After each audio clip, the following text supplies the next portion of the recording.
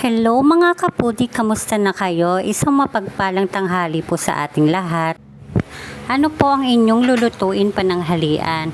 Tara, samahan niyo ako ulit para magluto ng ating pananghalian. Ang akin pong lulutuin ay dinuguan. Pasintabi po sa mga hindi kumakain ng dinuguan. Simulan na natin. Ilagay na natin ang luya at isunod na rin ang sibuyas.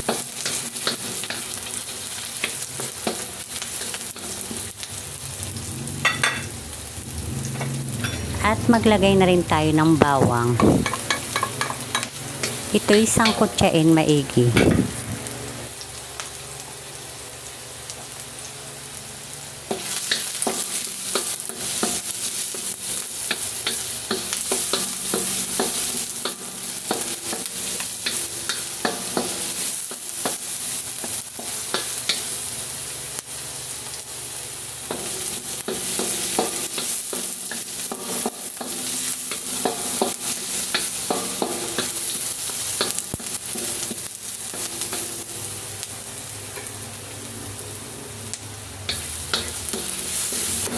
At ilagay na rin natin ang karne ng baboy.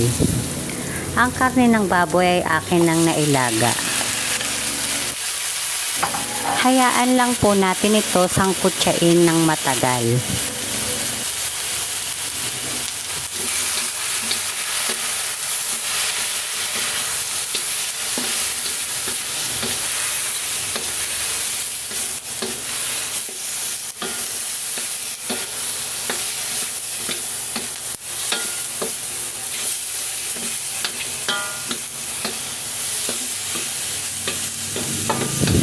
Alam nyo ba mga kaputi, isa ito sa pinaka-favorite ko na ulam.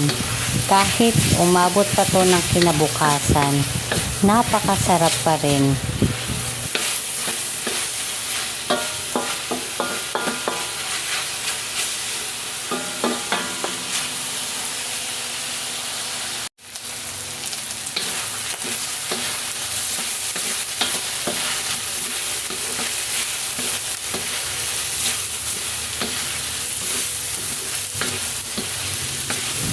Pag medyo brown na ang karne, saka tayo maglagay ng kalahating mangkok na suka.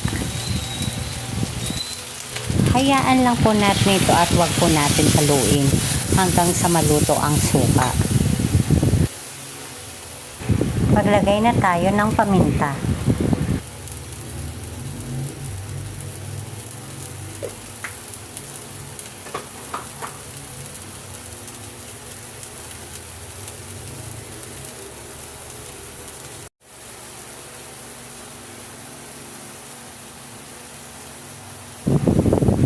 At maglagay tayo ng kalahating mangkok na tubig at pakuluin ito. At atin nang ilagay ang pork cubes.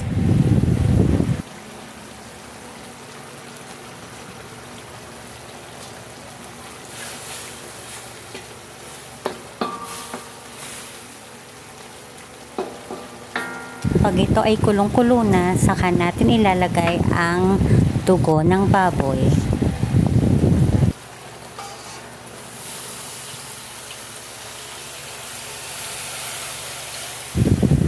Haluin po natin ito ng bahagya at hayaan kumulo.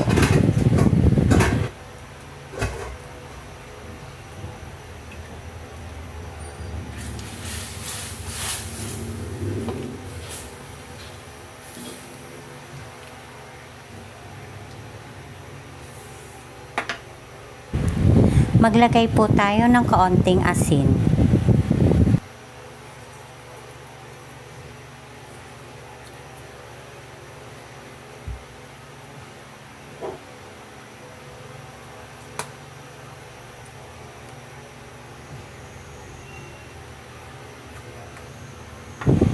Haluin lang po natin ito ng maigi para walang mamuong dugo.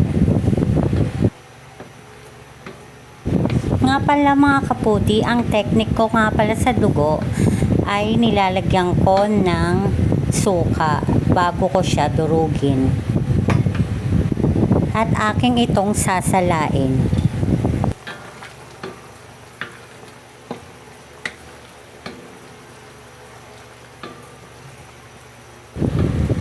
Hayaan lang po natin itong kumulo ng kumulo at haluin ng haluin hanggang sa ito ay lumapot. Para mas masarap ang dinuguan. Mas masarap sa dinuguan ay malapot.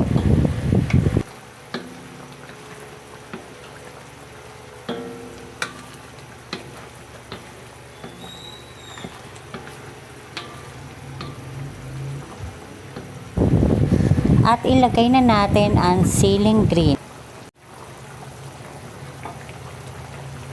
Ayan mga kaputi, malapit na po siyang lumapot. Hayaan lang natin ito hanggang sa 30 minutes. Haluin natin to ng haluin hanggang sa ito ay lumapot.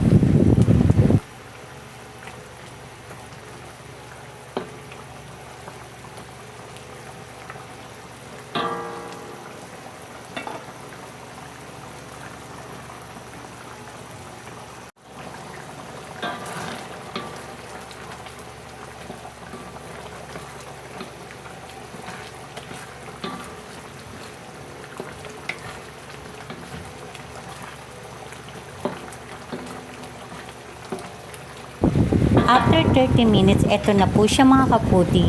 Malapot na po siya. Pwede na tayong kumain mga kaputi. Maraming salamat sa panonood. Eat well!